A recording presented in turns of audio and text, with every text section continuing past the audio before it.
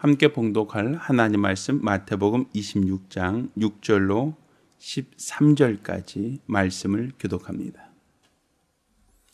예수께서 베다니 문둥이 시몬의 집에 계실 때에 한 여자가 매우 귀한 향유 한 옥합을 가지고 나와서 식사하시는 예수의 머리에 부으니 제자들이 보고 분하여 가로되 무슨 의사로 이것을 허비하느뇨?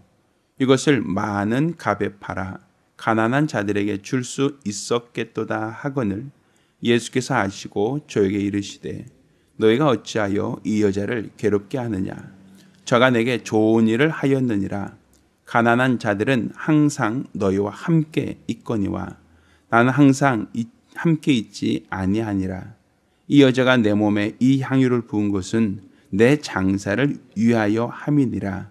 내가 진실로 너에게 이르노니 온 천하에 어디서든지 이 복음이 전파되는 곳에는 이 여자의 행한 일도 말하여 저를 기념하리라 하시니라. 아멘.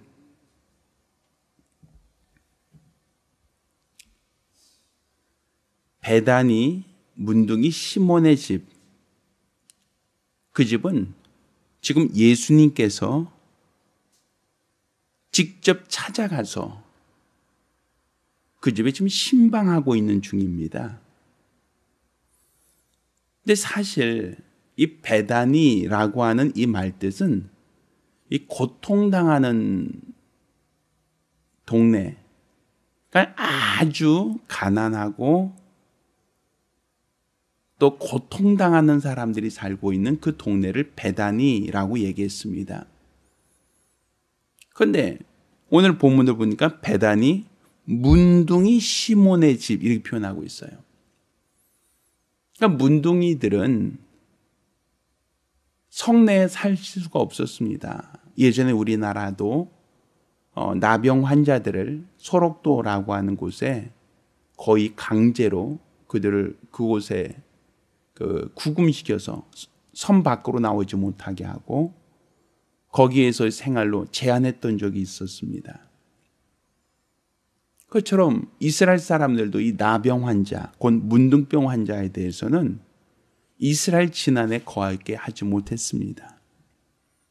나병이라고 하는 것을 저주받은 병이다라고 해서 본인이 어떤 길을 지나가다가 사람들에게 이 몸이 스치기만 해도 그 사람은 그 옷이 저주받았다라고 하여 부정하게 됐다고 하여 그 옷을 찢어버려야 됐고 또 그 사람은 정결례라고 하여 성전에 들어가지 못하고 단지 옷깃이 스쳤다는 그 이유만으로도 접촉하는 것 자체가 금지시 됐던 그 병이 바로 문둥병입니다. 그런데 그 문둥병자는 그래서 혹시 어떤 길을 갈 때는 나는 부정하다, 나는 부정하다고 외치며 가게 되어 있어요. 왜? 사람들이 누군지 모르니까 지나가다 슬쩍이라도 부딪히거나 접촉할 수 있다고 여겼기 때문에 문둥병 환자들은 나는 부정합니다, 나는 부정합니다 라고 그렇게 외쳐야 돼요. 길을 갈 때. 그럼 사람들이 오다가 부정하다는 얘기가 있으면 그 사람 옆으로 다 지나가지 않습니다. 멀찍이 돌아가죠. 그러니 사람들 많은 곳에 오는 것을 원하겠습니까? 그런 사람들이 사람들 많이 사는 곳에 살기를 바라겠습니까? 절대로 아니죠. 그래서 이 나병 환자들만 모여 사는 곳, 이 문둥병 환자들만 모여 사는 곳이 바로 이 베단이라는 지역입니다. 그러니 이 동네 이름 자체가 고통당하는 사람들의 마을이 되는 거죠. 어느 사람도 이 동네에 찾아오지 않습니다. 왜? 나도 거기 갔다가 내가 감염이 될까 봐, 내가 부정하게 될까 봐. 사람들은 가난하고 헐벗은 사람들에게는 동냥을 해줍니다. 구걸을 해준다는 얘기입니다. 그런데 문둥병자에게는 쉽게 동냥도 해주지 않습니다. 괜히 자선하려고 하다가 나까지 부정하게 될까 봐 아예 접촉 자체를 하지 않는 그러니까 사람들로부터 철저히 외면되는 그러한 어떤 질병이 바로 문둥병, 곧 나병 환자들이란 말입니다. 그런데 예수님께서 베다니라고 하는 곳에 가는 것도 사실은 제자들은 꺼름직한데 문둥병자 집, 시몬의 집에 지금 들어가 계시단 말입니다. 그럼 그 집에 있는 모든 물건들은 문둥병자가 사용하던 것들 아니겠습니까? 그러니 제자들이 예수님이 가니까, 문둥병자 집에 들어가니까, 우리 스승이 들어가니까 어쩔 수 없이 따라는 가지만 기분 좋겠습니까? 그렇지 않단 말이에요. 사람들은 어떤 부유하고 시설이 깨끗하고 잘 되어 있는 집, 그런 집에 갈 때는 뭔가 내가 내 신분이 올라간 것처럼, 내가 좀 격이 높아진 것처럼 스스로 그렇게 판단을 합니다. 그렇지만 이렇게 누추한 곳에 갈 때는 괜히 움츠려 들게 되고, 또 혹여 내가 부정하게 될까 봐, 혹여 나에게 이 병이 옮겨올까 봐 굉장히 조심하게 되고 싫어합니다. 그러니 그런 집에 예수님이 들어가셨다고 하니 제자들은 어떻게 했습니까? 제자들은 오죽 들어가기 싫어하겠느냐, 이거죠. 들어가고 싶겠느냐 하는 것이죠. 껄끄럽죠. 그런데 오늘 옥합을 깨뜨린 이 여인이 옥합을 깨뜨린 그 얘기를 보면 오늘 7절에 이와 같이 얘기합니다. 한 여자가 매우 귀한 향유 옥합을 가지고 나와서 뭐하는 예수의 머리에 부었다? 잠깐 들어가는 것만이 아니라 거기서 지금 뭐하고 있습니까? 참 모두 좋으셔요. 예수님이 그 집에 들어가서 잠깐 인사하고 나오는 정도가 아니라 아예 그 집에서 뭐하고 있어요? 식사를 하고 있단 말이에요. 식사를 하고 있다는 것은 그 집에 그냥 앉아 계시다는 얘기죠. 최소한 그 집에서 그냥 잠깐 들려서 문 밖에서 현관 앞에서 안녕하세요, 잘 계시지요? 요즘 어떠세요? 지난번 치료받고 좀 몸이 많이 호전되셨습니까? 뭐 이렇게 어떤 인사하고 좀 나와도 사실 그 동네 가기도 꺼림직한데, 왜? 옆집도 문둥이고 그 옆집도 사실은 같은 병에 걸린 사람들이 많을 터인데 아주 가난하고 아주 생활력이 부족한 사람들이 사는 집이니 얼마나 누추하겠습니까? 그런데 그 집에 찾아간단 말이에요. 그리고 주님께서는 그 집에서 뭐 하고 있어요 지금? 식사를 하고 있다라고 되어 있거든요. 그러니 예수님 혼자 먹겠습니까? 제자들도 같이 먹으라고 내놨겠습니까? 근데 그 빵을 만든 사람이 누굽니까? 참 생각하기도 싫죠. 문둥병, 물론 예수님으로 인하여 치료는 받았지만 문둥병자였던 사람이 쓰던 그릇으로 그 사람이 먹던 그 밀가루 가지고 만들었을 거 아닙니까? 그러니 제자들은 이렇게 입에 목구멍으로 넘어갈 것 같습니까? 그게? 아이고, 이게 쓰던 물건들, 여기 지금 우리가 깔고 앉아있는 이 카페트, 이게 다 지금 뭐 할 때 쓰던 거예요? 문둥병자일 때 쓰고, 문둥병자로서 살던 때, 그때 쓰던 것들이니 얼마나 깨름직하고 불결하게 보이겠느냐는 거예요. 그런데 제자들은 지금 빨리 나가고 싶은 겁니다. 여기서 지금 한시라도 지체하고 싶지가 않아요. 빨리 여기서 지금 나가고 싶어서 지금 불만이 이만큼 차오르고 있는데 예수님은 전혀 개의치 않고 그 집에 들어가서 식사까지 하고 있단 말이에요. 그런 제자들은 주는 빵 안 먹을 수는 없고, 그렇다고 여기 계속 있고는 싶지 않고, 얼마나 마음에 가시방석이겠습니까? 그런데 이 여자가 들어오라고 한 것도 아니고 환영하는 것도 아닌데 그 집에 들어와서 옥합을 깨트린단 말이죠. 그러니 제자들은 무슨 생각이 듭니까? 옳거니 지금 예수님 때문에 가뜩이나 심사가 괴롭고 심사가 지금 뒤틀려 있는데 옥합을 열고서 예수의 몸에다 붓는 것을 보았으니 뺨 맞고 울고 싶은데 뺨을 누가 때려줬으니 얼마나 좋겠어요. 그러니 그 여자에게 지금 뭘 쏟고 있는 거예요? 화를 쏟고 있는 거예요. 화를. 그 여자에게 지금 분풀이하고 있는 겁니다. 아, 이 여자가 지금 미쳤나? 왜 지금 이 값진 향유를 여기서 쏟아버리냐 이거. 이 집은 지금 어떤 집입니까? 아, 문둥병집 아닙니까? 아, 그런데 이 가난한 동네에서 이걸 쏟아서 허비하느냐는 것이죠.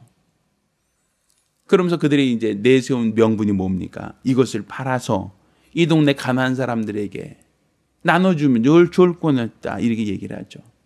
근데 제자들은 이 동네가 가난한 동네가 정말 불쌍하고 그 사는 사람들이 너무 가련하고 그래서 지금 하는 얘기입니까? 아니잖아요. 지금 이 사람들이 왜 그 얘기를 하고 있습니까? 지금 나 여기 있기 싫어요.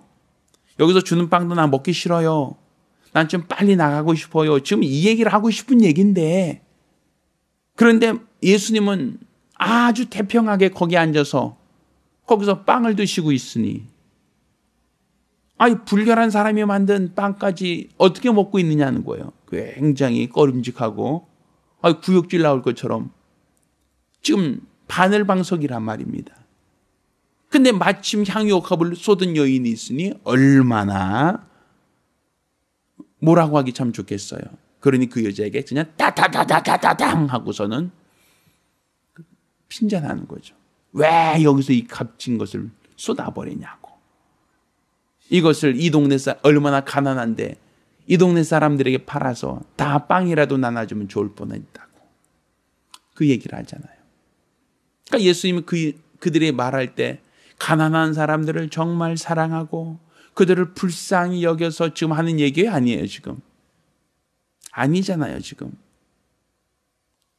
제자들은 누구한테 불만이 있는 거예요. 지금 예수님께 불만이 있는 거예요. 여자에게 불만이 있는 게 아니라 왜 자기 거를 쏟았다면 왜 내 거 쏟았냐고 얘기하지만 지금 이 향유는 제자들 거 아니에요. 지금 그 여자 거 자기 건 자기가 쏟았는데 누가 뭐라고 할 거냐고요. 괜히 예수님한테 불평이 있는데 말을 못하니까 지금 누구에게 분풀이하고 있는 겁니까? 이 여자에게 분풀이하고 있는 거죠. 근데 예수님 그걸 모르시겠냐고요. 그러니 예수님께서는 그 여자의 행위에 대하여 책망하지 않습니다. 이 여자가 내 장례를 준비하기 위한 것이다. 이 여자에게 뭐라고 하지 마라. 그런 얘기를 하시죠. 자, 오늘 우리가 이 본문을 통해서 뭘 볼 수 있습니까? 예수님이 돈 많고 권력 있고 능력 있는 사람의 집에 찾아가서 그 집에서 예수님께서 유하며 거기서 대접받는 것을 즐겨한 분이 아니란 얘기입니다. 제자들이 가기 싫은 곳, 제자들은 앉고 싶지도 않은 곳, 오히려 배단인 시몬의 집에 들어가셨고 거기에서 그냥 잠깐만 인사만 하고 나온 정도가 아니라 아예 그 집에 앉아서 그 집에서 주는 빵을 먹으며 식사까지 하고 있거든요. 그 가난한 동네에서 음식이 아주 맛깔있게 좋은 음식이 나오겠습니까? 어떻게 보면 굉장히 소찬이죠. 거칠고 딱딱하게 굳어있는, 어떻게 본다면 맛없는 그런 음식일 겁니다. 그런데 우리 주님께서는 그곳에 들어가셔서 그들과 함께 하시고 그들과 동거동락한단 말입니다. 하나님께서 엘리야에게 3년 반 동안 가뭄이 있을 때 그에게 들어가라고 했던 집은 어딘가 하면 부유하고 또 넉넉한 집안이 아니었습니다. 사르밧 과부라고 하여 이제 밀가루 한 움큼밖에 없습니다. 이제 우리가 이거 해먹고 우리 우리 모자 이제 죽으려고 합니다 라고 할 만큼 아주 가난하고 가난한 그런 집에 엘리야에게 들어가게 하고 거기서 대접을 받게 했단 말입니다. 왜 우리 하나님께서는 돈 많고 여유 있는 집이 있다는 걸 알 텐데 왜 사르밧 과부의 집입니까? 왜 오늘은 이 베다니 문둥의 시몬의 집입니까? 주님이 찾아오신다라고 하는 것은 높은 신분, 높은 권력, 명예, 능력 있는 사람에게 주님은 기뻐서 그들을 맞이하는 게 아닙니다. 사람들을 다 외면하고 사람들이 다 기피하는 그러한 자에게도 우리 주님은 찾아가셨고 차별하지 않으셨다는 얘기입니다. 따라서 우리가 내 마음이 부유하고 내 마음이 높은 데 있으면 우리 주님을 영접할 수가 없는 겁니다. 항상 내 마음과 내 심정은 가난하고 낮고 초라하고 연약한 심령, 그런 심령일 때 우리 주님께서 그곳에 찾아가신다는 얘기입니다. 우리 주님이 나신 곳은 가장 작은 곳 베들레헴 아니었습니까? 그분이 태어난 곳은 사람들이 사는 여객이 아니라 말들이 태어나는 마구간 아니었습니까? 그러니까 우리 주님은 낮고 천한 곳에 오셨고 그들과 함께 유하기를 원하셨던 분이십니다. 따라서 우리의 심령도 낮고 낮아지는 겸손한 심령, 그 심령에 우리 주님은 찾아오십니다. 사람들은 손가락질하고 사람들은 외면하고 사람들은 기피한다 할지라도 우리 주님은 그 집에 들어가는 것을 기뻐하시고 있다는 얘기입니다. 내가 문 밖에서 문을 두드리노니 누구든지 내 음성을 듣고 문을 열면 내가 그에게 들어가 그로 먹고 그는 나하고 더불어 살리라. 우리 주님은 부잣집 앞에서 문을 두드리는 게 아닙니다. 나처럼 초라하고 낮은 연약한 심령의 문을 두드리고 있는 겁니다. 따라서 내가 내 마음을 낮추고 내 마음을 지극히 겸손하게 낮춰서 우리 주님을 맞이할 수 있는 자가 되어야 됩니다. 주님 오실 때에 그를 맞이할 수 있는 자, 그가 바로 복 있는 자요, 그가 바로 우리 주의 평안과 위로를 얻을 수 있는 자가 됩니다. 따라서 우리가 기도하실 때 주여 내 심령 역시 베다니 시몬의 집과 다르지 않습니다. 낮고 냄새나고 누추한 곳입니다.